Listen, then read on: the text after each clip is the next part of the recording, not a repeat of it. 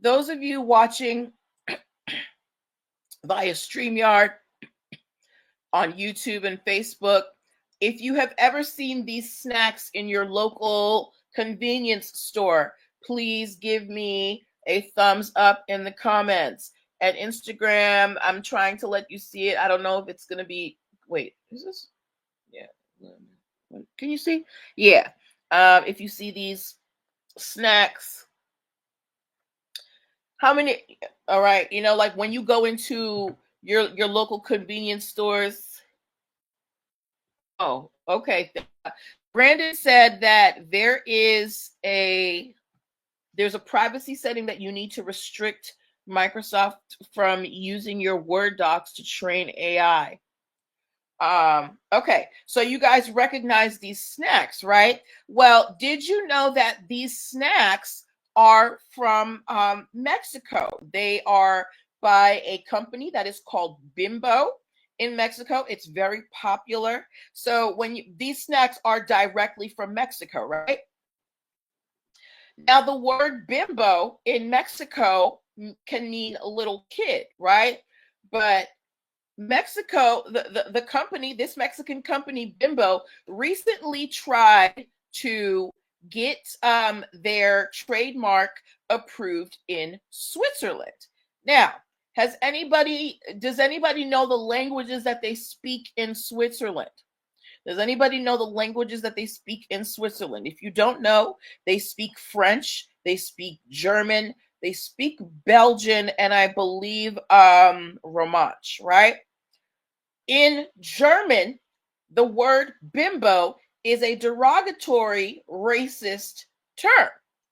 So, because a good amount of the Switzerland's population speaks German, Switzerland is saying, no, Mexico, you cannot bring your bimbo brands here because it is a racist term and we are Switzerland and we don't get into all that.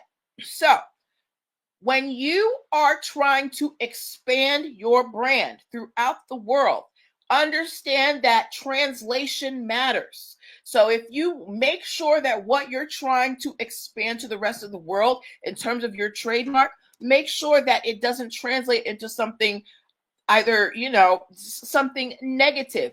I remember that there was a car called, I think it was the Chevy Nova, and they tried to bring it to Mexico and it did not go well because Nova in Spanish, Nova means no go. So nobody in Mexico wanted to buy the Nova, right? So just like that, Switzerland does not want your racist snacks, Mexico, in our country, even though it just happenstance. It's not on purpose. But if you are a person who thinks that they want to expand their brand internationally, you want to make sure that when you are choosing your brands, your trademarks, that they are that they don't translate into something negative in someone else's language. Okay. But you can still find your bimbo snacks here in the good old US of A. Oh, but speaking of Mexico, so I'm sure you guys are very astute and you pay attention to the news, and you know that the president-elect has been talking about putting a 25% tariff, which is a tax on Mexican and Canadian goods coming into the United States, right? If you heard about that, please give me a Mexican flag emoji. If you heard the president-elect talking about how they are going to how they're going to impose a 25% tariff on Mexican and Canadian goods coming into the United States, please give me a Mexican flag in the comments. Thank you very much, Brandon. The funny thing is, while the president-elect has been talking big shit. He's been talking big shit about putting tariffs on countries. At the same time, his company filed for a trademark in the country of Mexico. So there was a trademark application filed in Mexico for Trump Towers because Trump is trying to build some type of hotel or whatever out there. Meantime, you trying to tell Mexico that they're going to pay an extra 25% on the goods coming in here, right? So what does that mean? That means that Mexico can use that as leverage against him. Oh, you want to put a 25% tariff on us? No trademark for you, right? So and this is how you can use intellectual property to get people to do what you want. For what's his name? The president-elect, he wants that trademark, even though as the president-elect, you're supposed to divest yourself from your business dealings, but whatever. But you're also saying, but we're going to put an extra 25% tax on the things coming in this country. So based on this, the fact that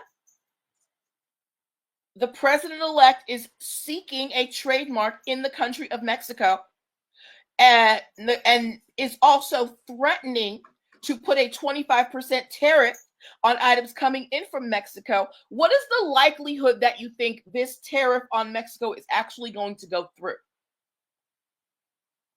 Because I feel like this person, the president-elect, I did not vote for him. I think he does not know how to divest his personal issues from political issues. For me, I wouldn't think that the tariff would even happen because he has business interests down there and he wants to keep them. But that's just me. Does one disagree with me? You are fully free to disagree with me. Let me know. Let me close out this these Mexican snacks.